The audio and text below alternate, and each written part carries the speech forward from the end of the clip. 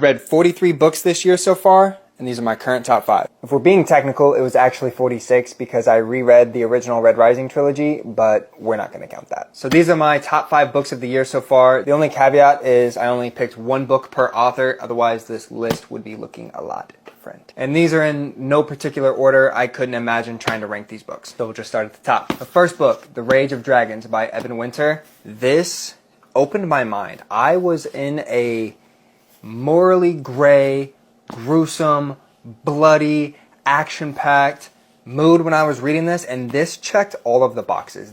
I was literally standing on top of my couch reading this because I was getting so hypey. I was about to go buy a sword and just start swinging at a tree. This was just rage and revenge, and it's all I wanted. Next, we have Empire the Damned by Kristoff. This is a vampire book. I've dubbed this book the golden blueprint for what I want to be reading. This is gory. It's morally gray. It's action-packed. The fight scenes are intense and insane. It's got romance in it, but that's not the point. It's got smut in it, but that's not the point. Like, I'm an adult. I want to read some rated R stuff. Like, if I'm watching a rated R movie and there's a nudie scene, I'm not closing my eyes. It's absolute perfection. Next, we have Blood Over Brighthaven, and this is actually not Blood Over Brighthaven. I let my buddy borrow it because it was that good. I told him he needed to read it. This might be one of the most perfect standalone books I've ever read. I don't know how she did so much in a standalone book, where sometimes some trilogies don't even get as much done as this single book did. M.O. Wang includes a lot of social, political themes in this book, but it doesn't feel forced. It's ingrained in the story and the world, and I thought it was absolute phenomenal. Next, we got Disquiet Gods by Ruocchio. This is the 6th book in the Sun Eater series, and the final book actually comes out in a little over a month as well. This book blew my mind in a way I didn't even know was possible. The entire series is full of philosophy and theology, and I find that stuff super interesting, but this took it to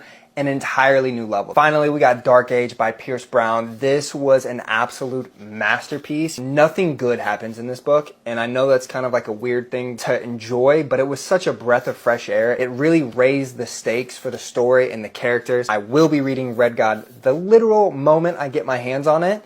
Notice I didn't say when it releases. But trigger warning, Dark Age is not for the faint of heart. This is not a happy book. Like I said, nothing good happens. It's very dark. It's very gray. There's some very messed up things that happen in this book, so if you're not a little twisted, it may not be for you. Anyways, that's my top 5 favorite books of the year so far. I want to know what your favorite book or books of the year are so far, and maybe I'll add them to my TBR. My November is booked because I have like 3 or 4 books I've been anticipating dropping in November. But October and December, I'm just kind of willy-nilly picking things. So let me know what your favorite books are. I'll see if I get to them. Love.